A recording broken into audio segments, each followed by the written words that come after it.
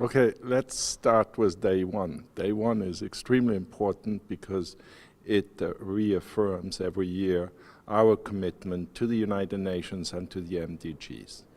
And we were lucky enough to have a message from the president of ECOSOC, who was applauded by the audience.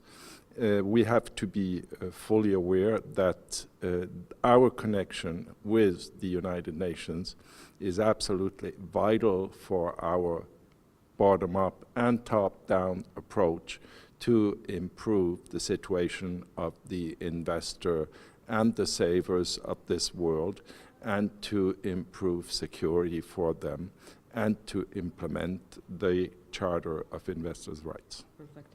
And in terms of UN leverage, let's say, I'm going to go with my final question now because it's fresh in my mind.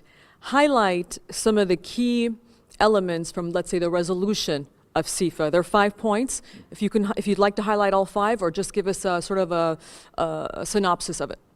Well, the synopsis of the 5 points is, first of all, that we fully support the MDG, and we support what the United Nations is doing right now.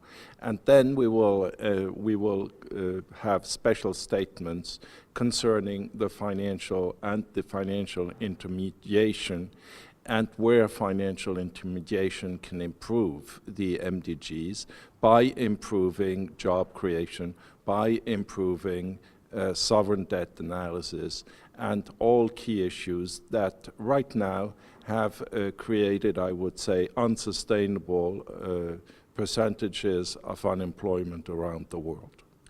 The conversation tapered from technology to innovation to becoming a mobile society when it comes to finances, to too much regulation, not enough regulation. So many issues were covered in a very thorough manner. But the one resounding element I keep hearing, and I heard last year and this year, is ethics, morality, trust.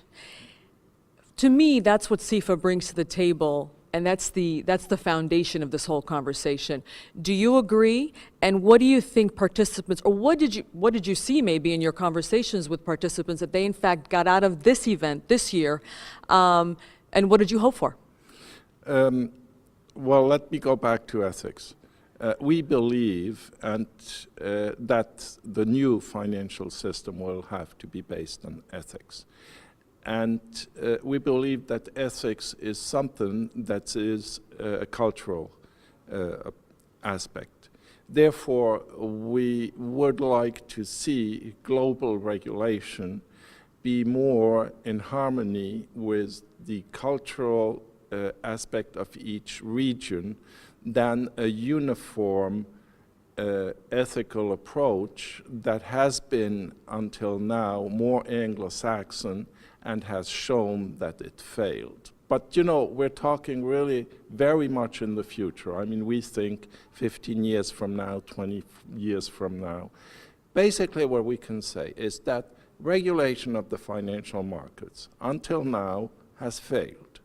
We know it has failed, we just have to accept it, and those in charge have to accept it. And CIFA comes with new suggestions to redesign the financial markets and to redesign ethics that applies to them. Perfect. Jean-Pierre, where is CIFA today in terms of its mission and vision, and where is CIFA heading? CIFA is heading in consolidating its position with the United Nations. We believe it is the only platform that is sufficiently global to bring the messages we have, and we collaborate, that is for the top-down approach you mentioned before, and we collaborate very closely with our friends that have lobbies that have the bottom-up approach, and to come to some reasonable conclusion that will be not only in favor of the investors, but will be in favor of all participants of an active, productive, and intelligent economy.